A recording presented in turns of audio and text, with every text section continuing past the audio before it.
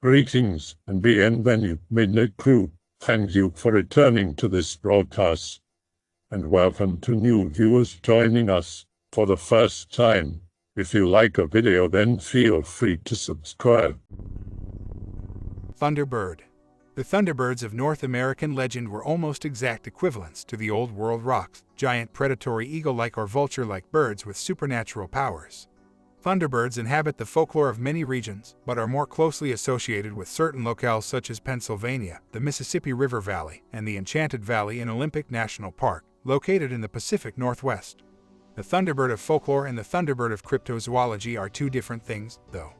Cryptozoologists use the word Thunderbird as a convenient term for any abnormally large flying bird sighted in the New World. Giant flightless birds are treated separately. Most cryptozoological Thunderbirds look at least somewhat like the Thunderbirds of legend, but not all of them do. Some are giant owls, for example, even though Big Owl is a separate creature from the Thunderbird in Native American legend. Most Thunderbird reports that are taken seriously by scientists working in the field of cryptozoology describe a bird that generally resembles a really huge condor, sometimes with eagle features. This bird is sighted regularly in the same areas, at the same times of year, leading cryptozoologists to conclude that it might be an incredibly rare and highly migratory bird. As a kid, I grew up in a small town in Wisconsin called Cambridge. I want to say I was 10 or 11 and this happened in 2009. I was outside, picking strawberries with my neighbor. He had gone in the house, and I was out by our garden. I saw the biggest blackbird in the sky, and by this time I'm pretty sure I saw that Monster Quest show on Animal Planet or Discovery Channel about urban legends like Mothman or the swamp creature. I'm pretty sure there was one on Thunderbirds, and that's what I immediately thought of. I swear to you, within 10 minutes was the strongest freak storm that ever happened here, with the strongest wind I've ever felt to the point a tree split in our yard. I ran inside, but I remember having trouble. My parents vouch for how strong, sudden, and quick this phenomenon happened, and I remember I was scared. That's all I can remember, but it's always bothered me. Back in 2003, when I was 19 years old, I went to an all-boys boarding school in the middle of nowhere called Wisdom Ranch in order to help me graduate high school. Located in Arco, Idaho, population less than 15,000, situated next to Craters of the Moon National Park. The school taught us troubled youth. About 12 of us with about 8 rotating staff, how to live, work, and achieve together by being farm hands, ranching, raising cows and bulls, maintaining horses, and basically everything, and how to be in tune with nature and your surroundings. No TV, no internet. No nothing. It was owned by an old Marine named Monty with his wife. At the ranch, each of us boys had individual, rotating tasks assigned to us each week, for example, chopping wood for the fireplace in our yurt we lived in, cooking meals in a separate but nearby yurt, collecting bathing water from the nearby stream, etc. We heated up pails of water on an outside stove to create hot water for our showers. We were completely self-sufficient and living off-grid. One week during the winter, I was assigned to wood chopping duty. I liked to chop as much wood as possible in a day so I could have the rest of the week off. One evening I was outside chopping wood at around dusk. All the students and staff were inside the yurt as the day was winding down. We would play cards, lift weights, do homework, etc. That night as I was chopping, there's a nearby ridge line about 100 yards away and about 100 feet high. This ridge line was familiar because we used to go hiking up there to see the wildlife as it was a game trail. We were used to seeing fawn, elk, coyotes, and even golden eagles.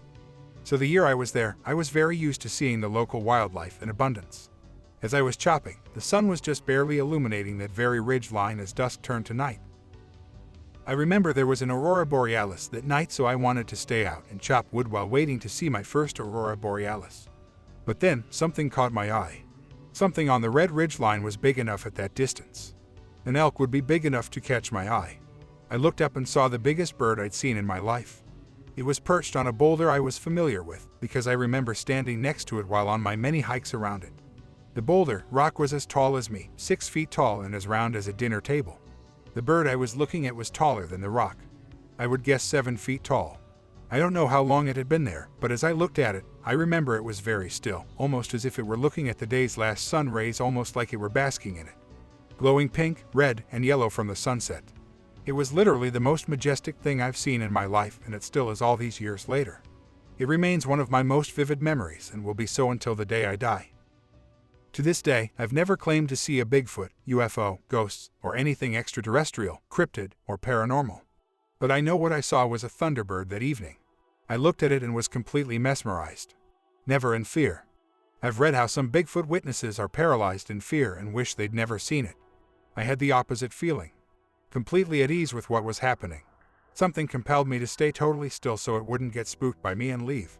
After a good 45 seconds of staring at it, wide-eyed, too shocked to even blink, it opened its wings and flew away around the backside of a much larger separate crag, boulder to its right, my left.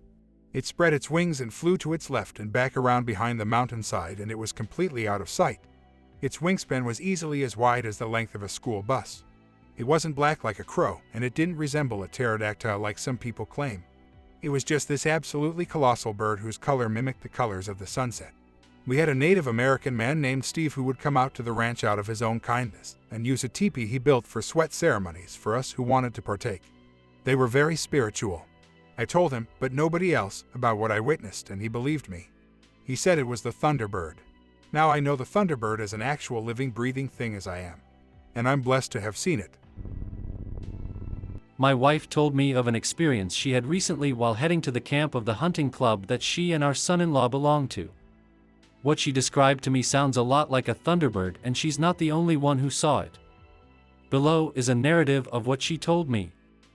My wife's sighting/experience happened this past Thanksgiving Day, 2020.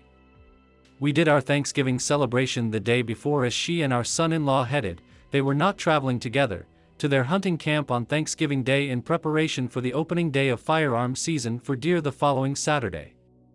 She left in the morning, so the sighting happened in broad daylight, mid-late morning. The sighting took place in Westover, Maryland. She had gotten off of Route 13 and headed east on Ravel's Neck Road to where it ends at the intersection of Old Princess and Road, not too far off Route 13. When she got to the intersection, she was going to make a left on Old Princess and Road, but when she looked to the right she saw what she described as a very large bird standing in the middle of Old Princess and Road. She made the left turn, pulled off to the side of the road, and got out of her truck to observe this bird. She said that it was approximate 70 yards away from her. It was standing in the middle of the road, but had its wings spread, which she said was about 80% of the width of the road, which I estimate to be at least 14 feet. She said she observed it from behind, did not see its head, only its back. It had brownish-gray feathers, and the body of the bird was approximately 4 feet in height. She observed it for about 5 minutes before she got back in her truck and headed to the hunting camp, which is not very far from where she saw this bird. She also said that she's not the only one who saw it. She said that while she was standing beside her truck watching the bird, another vehicle that she described as a large service vehicle, like Baltimore Gas and Electric would use, so it was possibly a Delmarva power vehicle.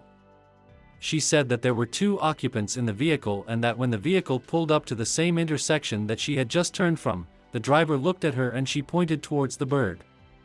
She said that both occupants of the service truck then looked and saw the bird as well. Shortly after that, she got back in her truck and left. She said that it's the largest bird that she has ever seen. She and I are both experienced hunters and we have both seen several species of large birds that are indigenous to Maryland to include owls, bald eagles, and herons. Not one of them is anywhere close to the size of the bird that she saw on Thanksgiving Day. When she got back from her hunting trip, she was telling me about it and she had no idea about what she saw. I told her that what she described sounded very much like a Thunderbird. I did ask her why she didn't get photos or video of the bird since she was able to observe it for so long. She said that she didn't even think about it because she was so taken in with what she was seeing and trying to make sense of it. Nonetheless, she's now kicking herself for not getting a photo, which she had plenty of opportunity to do. On the Independence Day holiday, my family had a big bash this year. My aunt and her husband even showed up. They shared with me a fascinating story. About 10 or so years ago, they were fishing on a small lake called Pike Lake in Wisconsin. They were on a rowboat when a heavy storm shelf moved in. They said it was supposed to stay north of them, but it shifted and began to move over the lake. The first thing they noticed was the temperature dropped by what felt like 30 degrees. Soon after, all the birds flew out in a massive swarm all at once. That's when they knew to get the hell off the lake. It got eerily silent calm before the storm and they started to row in towards shore. Soon the wind picked up and I'm told the water was super choppy, but it was pitch black, the caps almost crystal-like. Tornado sirens start to ring and they're struggling against the waves to get back to shore. Luckily, the owner of the resort they were staying at happened to be nearby to help pull them into safety. The sky went green and a tornado touched down about 5 miles east from them. Once it cleared up, they went back out on the lake, and they rowed to this lily pad patch. My aunt's husband said he's casting and looking at this tree. As they drift closer towards it, he said the tree just did not look right. He couldn't put his finger on it. When they're about 10 feet from the shoreline and the tree, a head turns slowly. A massive curved beak stood out to him. Then it drops from the tree and spreads its wings.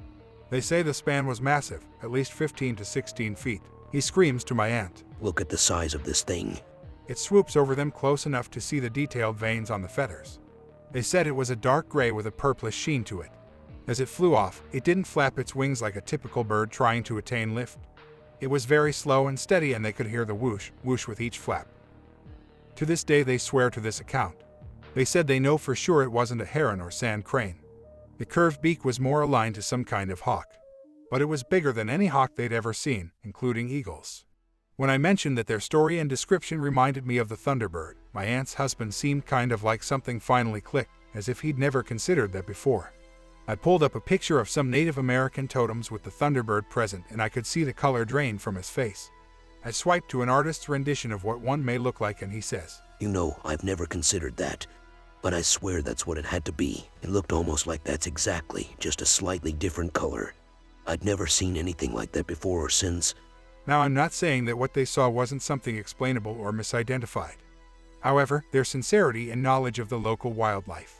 They frequently fish in the area, which compels me to believe they definitely saw something that was a bit out of the ordinary. I've had 5 sightings of the Thunderbird. This happened after the hurricanes came through in 2005 in October. They're huge. First one I saw, I was out in the boat. I thought it was a plane coming over. Next day I was sitting out at the swing with my mom and my brother, and I was telling the story, and one flew over the trees and landed in a tree by the lake about less than 20 yards away.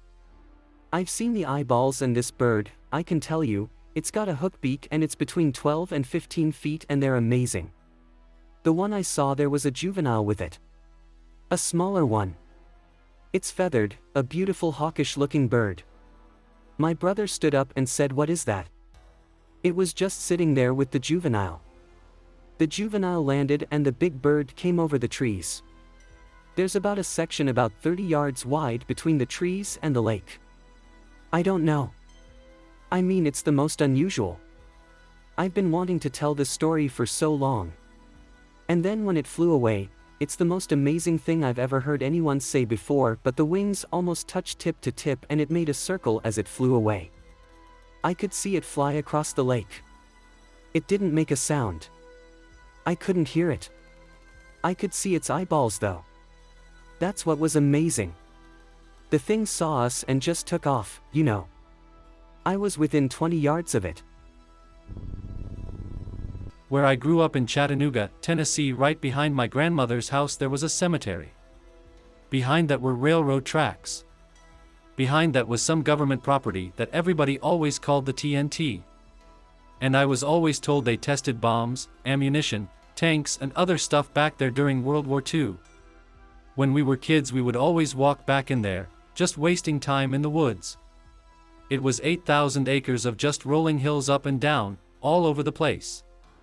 I was back there with my friend one day. I was maybe 13 or 14 years old. And we kept thinking we were seeing someone following us. We couldn't really make out any definition, but it just looked like there was a white figure on top of the hill every time we'd get down to the bottom of the hill. We'd get down to this little plateau, and we had 3 ways we could take. We could go back towards the house, and we could go left or right and deeper into the woods. One of the ways went up a hill. All of a sudden I hear my friend go, "Hey, what's that?"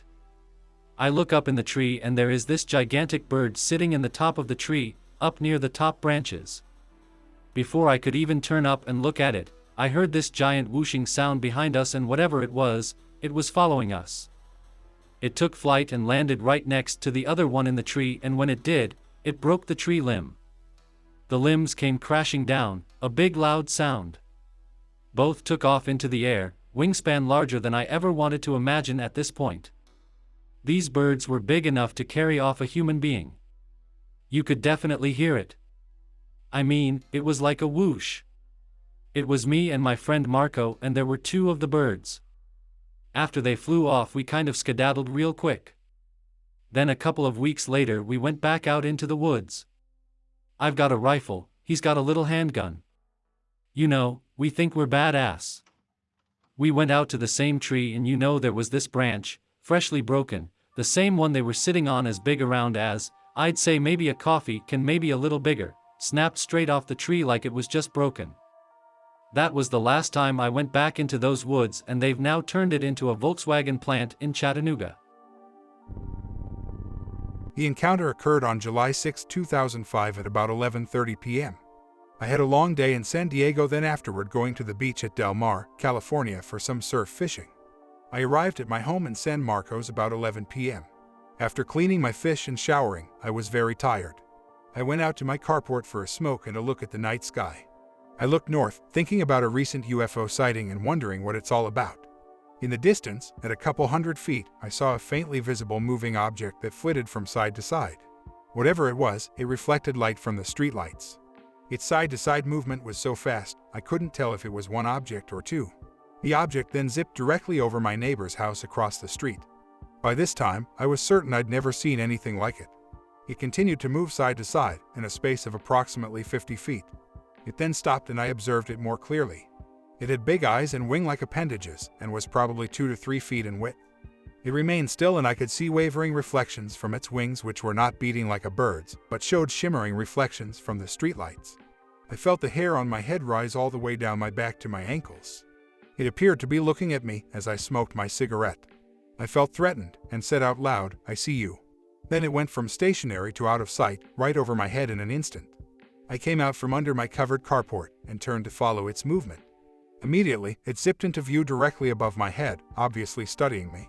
I could see really weird, large, and intensely dark eyes. I seemed surprised by my looking right at it.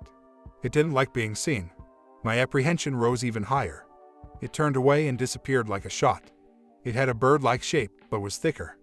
My impression was of reflections of the streetlights on wing-like appendages and big dark eyes. It wasn't a bird, bat, or any familiar nocturnal creature. Its movements did not seem explicable in comparison to any creature that flies by beating its wings. The hills and mountains are so rugged and inaccessible near my home that anything could remain hidden and make nighttime forays at will. I read about Thunderbirds, but I'm not sure if this was one of these. I used to live 10 miles north of Lake Geneva in the East Troy, Wisconsin area, and I investigated several reports of UFOs sailing over the rolling farmland and hovering low enough overhead to hit with a rock, but never ran into any big black bird reports there. However, my brother has had several strange encounters with weird things near his home in Providence, Rhode Island, and one event that affected him the most was a sighting of 2 giant birds during a dawn fishing trip in Providence's famed Roger Williams Park. As he was approaching one of the park's larger interconnected lakes, walking across a tree-studded lawn surrounding a marble music temple, a pair of huge black crows, with bodies as large as Volkswagen bugs, came swooping out of the early morning lake mist, flapping their enormous wings slowly as they swept between the treetops, curving past him through the swirling fog, then twisting between the large shoreline oaks' intertwining branches and vanishing out over the lake. They made no sound except the soft whoosh of air over their beating wings. Their feathers were jet black, as were what he could see of their eyes. There was no odor. He froze in place as the apparitions flew past. Then he rushed down through the trees to the water's edge and scanned the lake's surface, but the creatures were nowhere to be seen and never seen there again. Not the first time I've posted this. I make a Southern California to Great Lakes trip every summer for my wife to visit family. We bring the dog, so driving is cheaper than flying. We last year taking the southern route I-10 I-8 because we have bad luck through Denver. 800 miles of desert with nothing at all in between. I've been driving for 20 hours, wife asleep next to me, nothing but the full moon for company. My eyes are getting scratchy, I keep closing them and catch myself nodding off. Haven't seen civilization in 2 hours and start looking for a place to pull off and catch some sleep. I start to notice something just beyond the reach of my headlights. Looks like the silhouette of a bird's tail and wings, scaled to fit 4 lanes of freeway. Convince myself it is just the cone shapes of headlights playing tricks on my eyes. Finally find a place to pull off, no gas station, just an off-ramp. To the south is a cliff face and access to eastbound lane. The north just a country road that stretches into the distance of what passes for farmland in the American Southwest. I can see a farmhouse maybe half-mile from the freeway. When I get out to piss, I can hear dogs barking. I try to get comfortable in the back seat with the dog, windows rolled down for air. I keep glancing at the farmhouse, the only beacon of light except for the occasional set of headlights. Dogs haven't let up. Full moon painting everything in silver and black contrast instead of the typical sepia washout. The desert is practically glowing with it. See a shadow bank over the house. A huge silhouette of a bird passes over the house. The porch light's the only area undimmed by the shadow. FML when the dogs stop barking. I sit up trying to look out the back window, find the shape in the sky. Please let it be aliens because the native monsters in the southwest. Well, I'm awake now, jump back in the driver's seat and hit the road again. Drove till sunrise being chased by a damn Thunderbird. I hope that you enjoyed tonight's broadcast. If you enjoyed tonight's story, then please subscribe to the channel as more green texts will appear daily. A new broadcast will appear when the clock strikes midnight Central Time.